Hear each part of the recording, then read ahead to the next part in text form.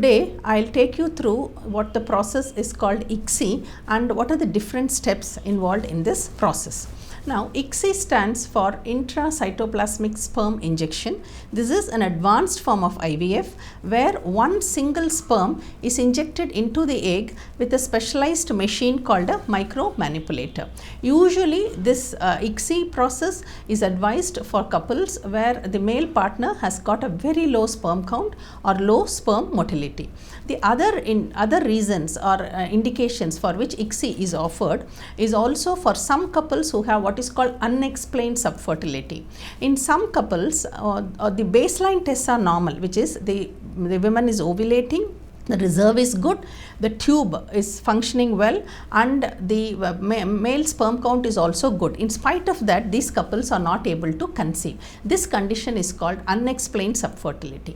In some of these couples, the reason that they are not able to conceive is that there is an issue with the fertilization, and in these couples we usually suggest ICSI as the treatment option. So, and the third common indication for ICSI is in men with azoospermia. This is a medical condition in which there is no sperm in the semen sample.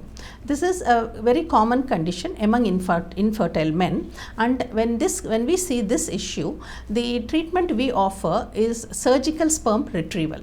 Here we can directly take the sperm from the testis using a needle and freeze these sperm for later use in the ICSI process. So, these are some of the common reasons why we offer ICSI process. Now, when we compare ICSI with the traditional IVF, the main difference comes in the fertilization process. So, now in conventional IVF, what we do is we mix the egg and sperm in a dish. So, the sperm is able to get into the egg on its own to make the embryo. This process is called IVF or in vitro fertilization. However, when the sperm count is very low or for some of the factors which we have just discussed, the sperm will not be able to get into the egg to facilitate this fertilization process. And in these couples, we offer ICSI.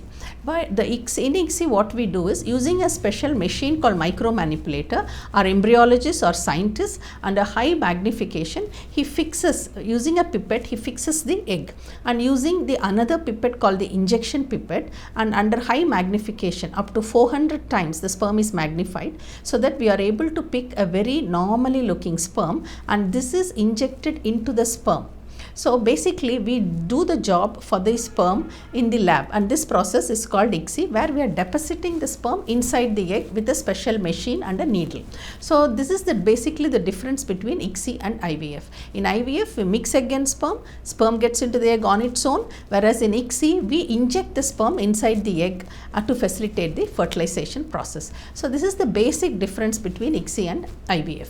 However, the other steps in the process when we talk about IVF, for instance, the ovarian stimulation and the collecting eggs, all this remain the same whether we do IVF or ICSI.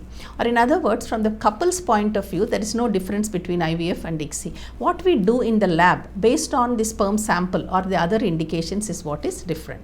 So, let us very briefly go through the different steps in the IVF process, which is the first is ovarian stimulation, where we are going to give medications to get multiple eggs, and the second step is collecting these eggs under sedation, which is a low form of anesthesia, and the third is either we perform the ICSI process where we are going to inject the sperm inside the egg. The third is getting the sperm sample, preparing the sperm sample. Fourth is injecting the sperm sample inside the egg, and the fifth process is the embryo culture, where the embryo is going to culture in our lab up till day 5, and then the last process is this cultured embryo is then going to be replaced inside the uterus, which is called the embryo transfer.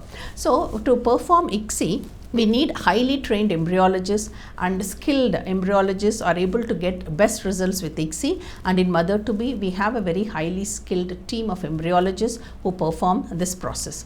When we come to the success of results with ICSI as compared to IVF, the success results remain the same. In good clinics, in a high standard clinics, what we are looking at when we look at success rates of ICSI is that it's around about 65% when we put 2 day 5 embryos for a woman who is less than 35 years of age, and this is what we are looking at when we do ICSI. And between IVF and ICSI, there is no difference in the success rates. It is only based on the way we fertilize the sperm.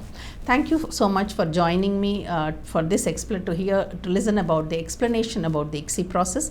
If you have any queries related to this, please reach out to us. Thank you. Like and subscribe Eagle Health and Beauty.